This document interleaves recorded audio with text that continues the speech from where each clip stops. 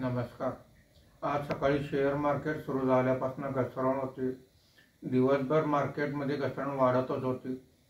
अमेरिकेने भारतावर जो टेरिफ लावलेला आहे त्याचा परिणाम आज सलग दुसऱ्या दिवशी दिसून आलेले आहे। आज मार्केट बंद होताना सेन्सेक्स हा 706 पॉईंट घसरून 80,081 वर बंद झालेला आहे।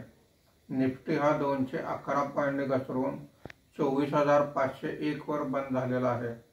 आजच्या कामकाजामध्ये बीएसई कंझ्युमर ड्युरेबल इंडेक्स 0.60% वर आहे।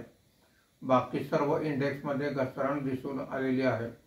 BSE energy index 0.26%, BSE IT index 1.73%, BSE mid cap index 1.09%, BSE small cap index 0.96% खाली आहेत। आजच्या कामकाजामध्ये निफ्टीमध्ये वाढलेले मुख्य शेअर्स पुढील प्रमाणे: Titan company 1.22%, L&T 0.53%, Coal India 0.50%, Adani port 0.48% अशी वाढ आहे।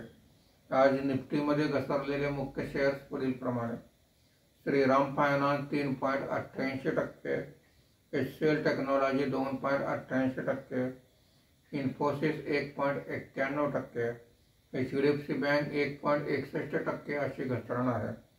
आज रुपयाच्या दरात 6 पैशाची मजबूती झाली असून मार्केट बंद होताना रुपयाचा दर हा 87.63 रुपये प्रति डॉलर असा होता।